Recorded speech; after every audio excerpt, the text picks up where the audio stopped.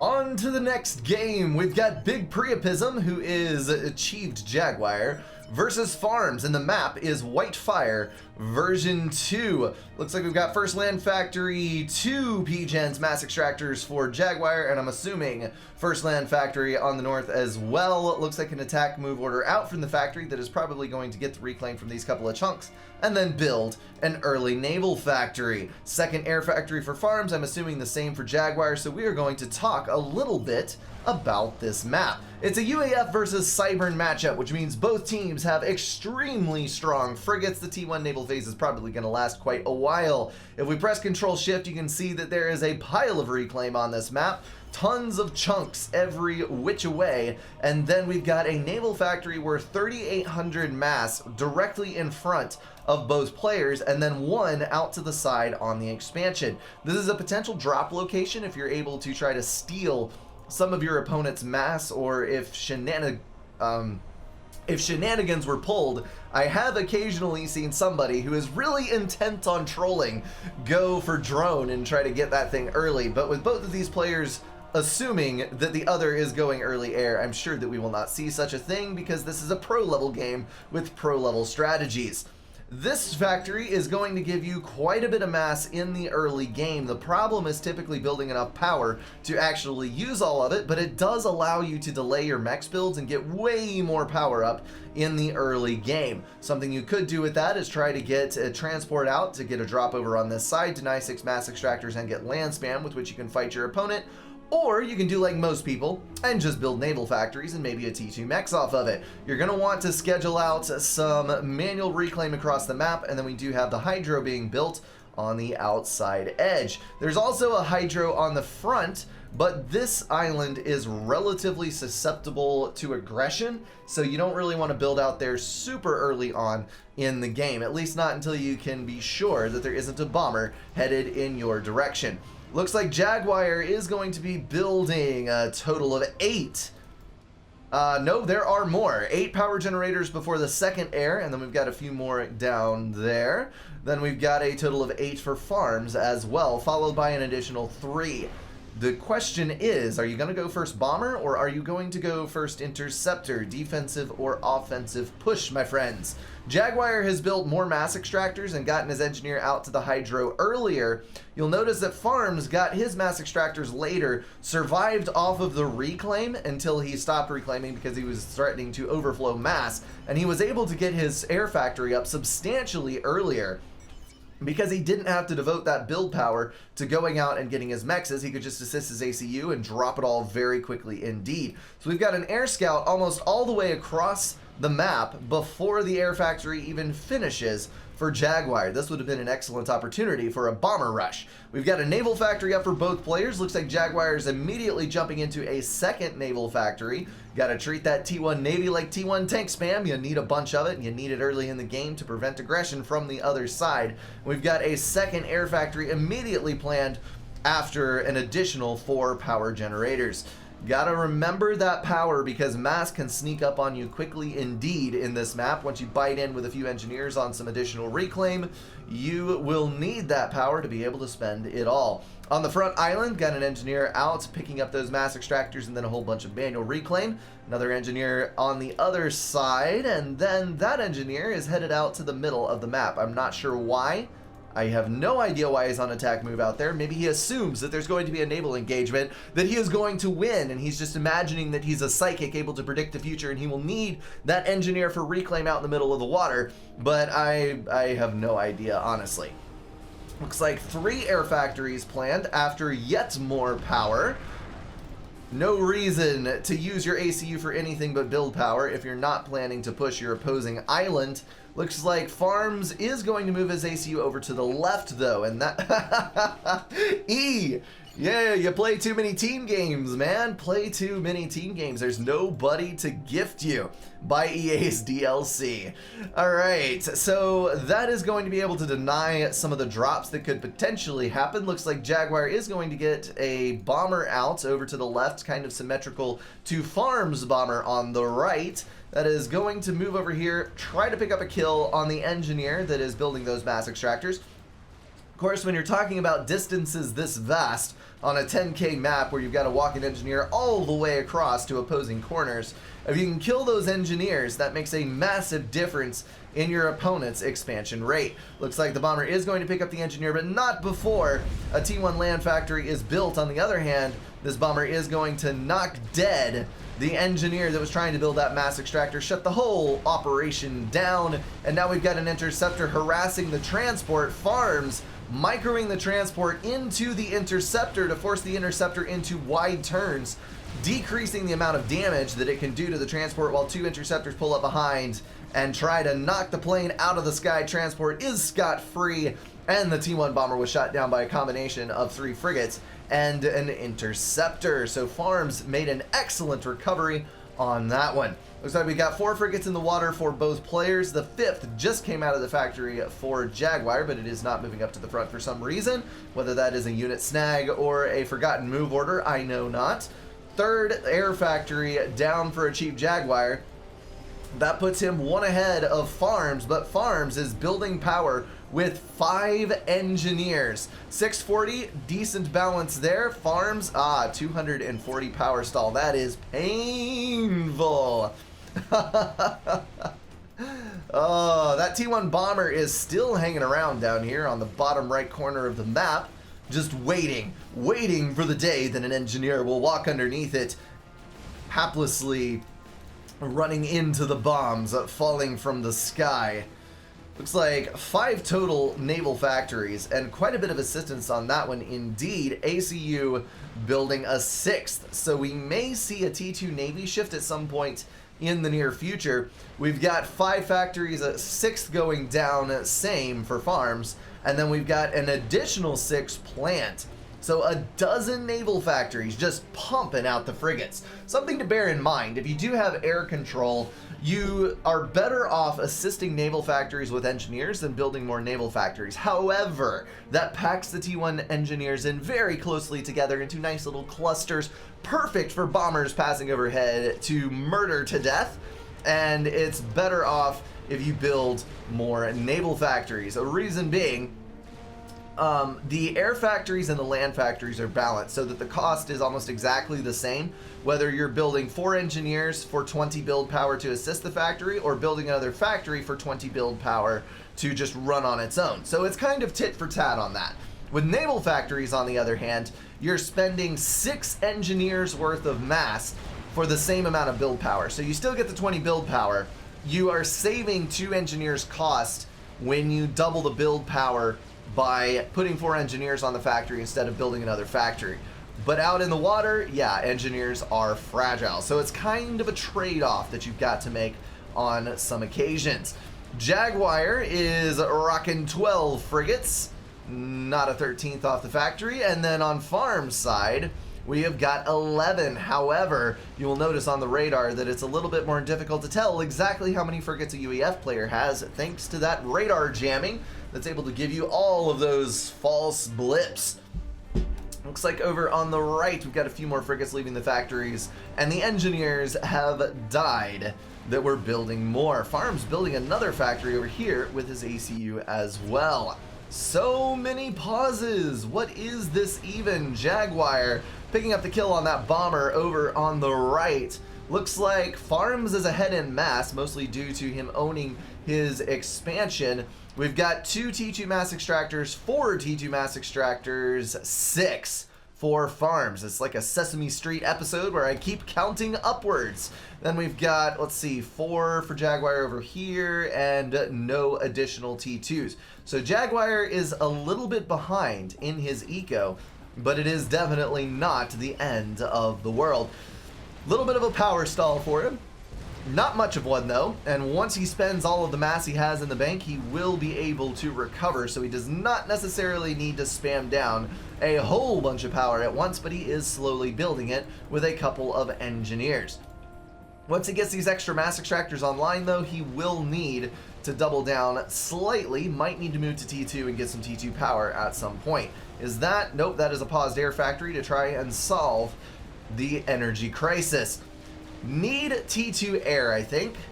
There's a T2 air on the other side. That means we're probably going to see either Janus or torpedo bombers, but seeing as Jaguar has a pretty substantial lead in air count, if I am looking at this correctly, we've got 20 interceptors. It might not be that big. 13, so that is fairly substantial, especially since Jaguar is going to continue to build T1 air, and his opponent is now going to be building engineers and bombers and other things.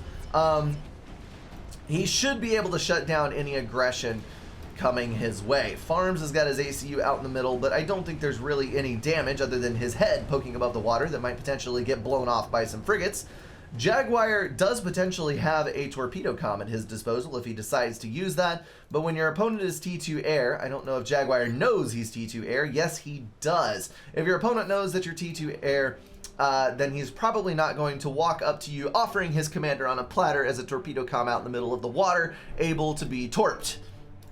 Looks like the frigate numbers are slowly starting to even out, and we do have a T2 naval factory coming online as well for Farms, flexing those eco muscles as he moves up the tech tree. But now we've got Barracudas in the water for Jaguar. He has also gone for a T2 naval factory. Second T2 sub is out in the wild, and we are not seeing a move to T2 air, but I will say there's no reason to move to T2 air if you're intent on building strictly interceptors in order to maintain air control. The T2 air factory costs a bunch of mass. You've already got T2 on the naval. You could just drop an engineer if you need T2 energy that badly. Oh my goodness, there was a drop and I missed it.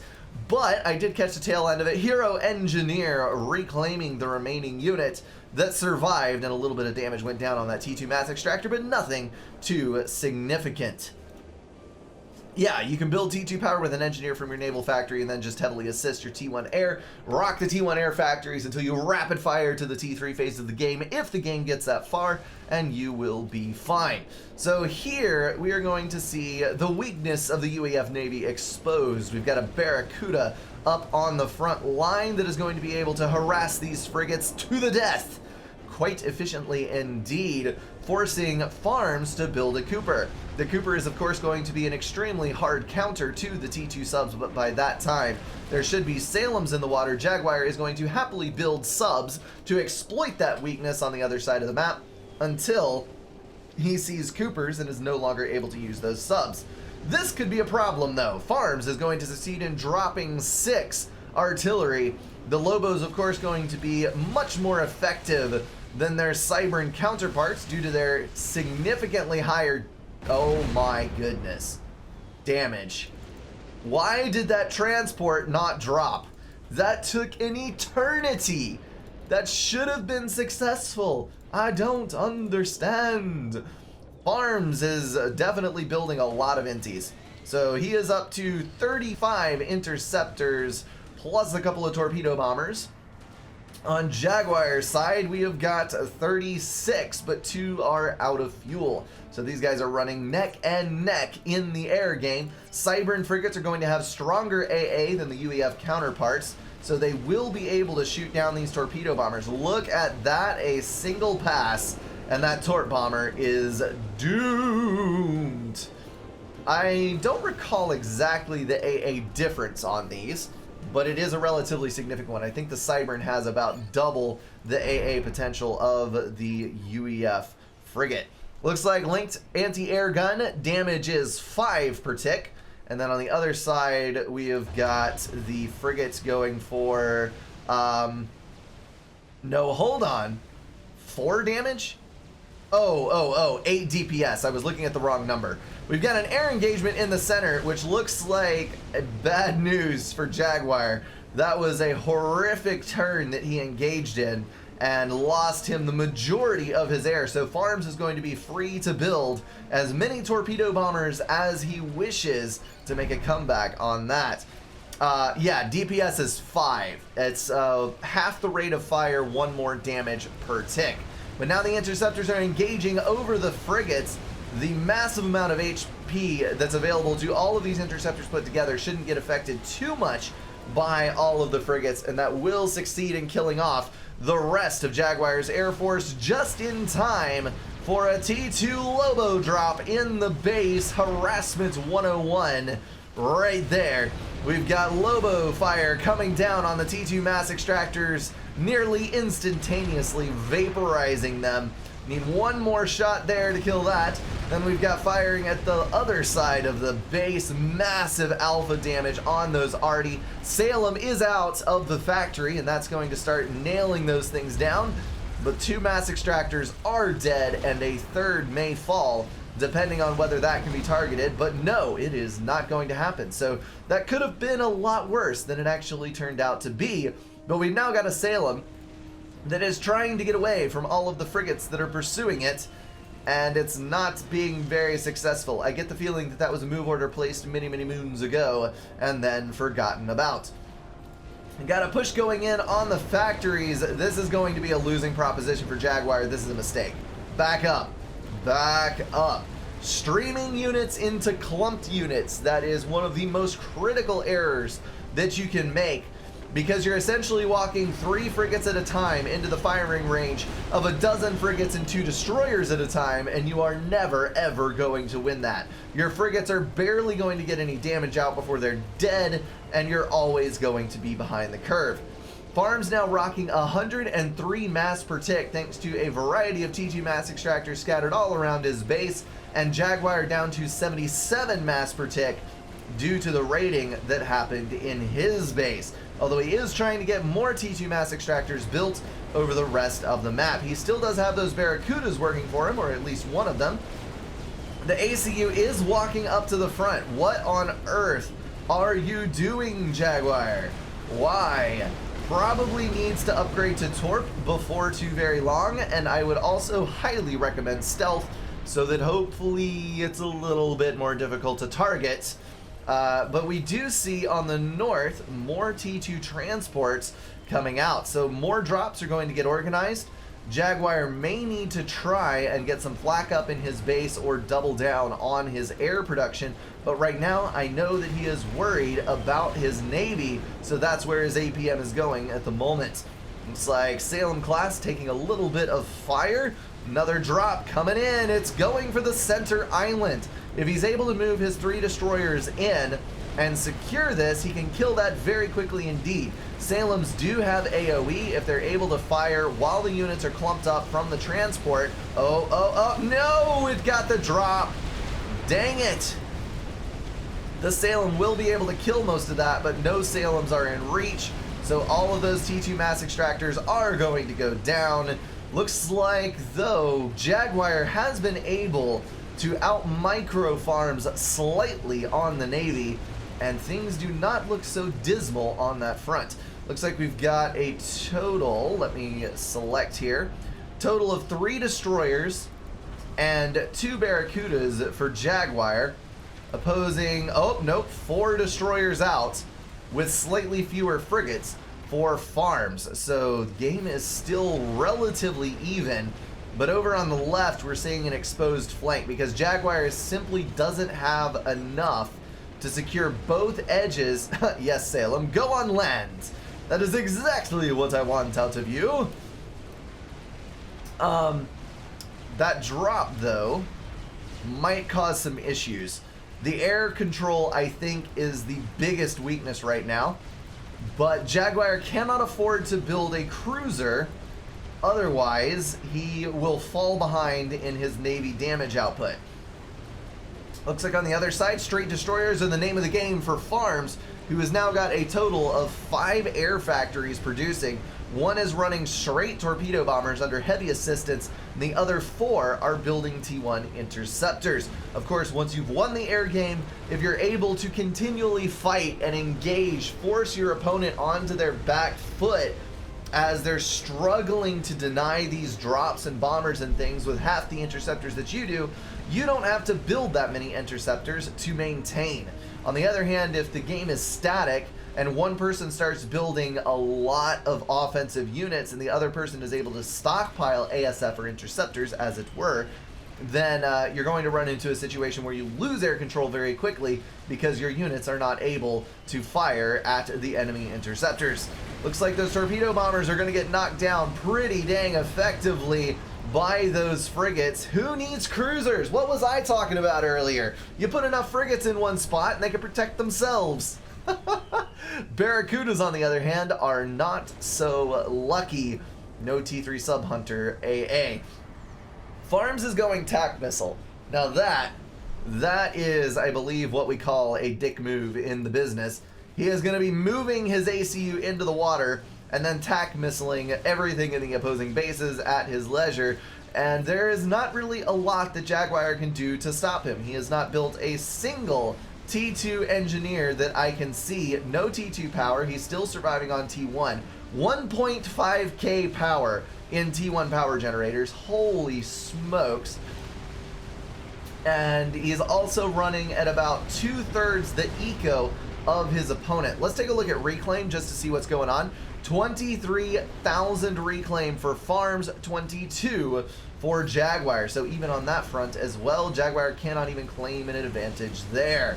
If he's careful with the micro on his Salems, though, the Salem should come out ahead of the UEF destroyers in most cases, as long as they don't close to range. The UEF destroyers are going to have more HP by a pretty wide margin and more surface damage. However, they lack the range.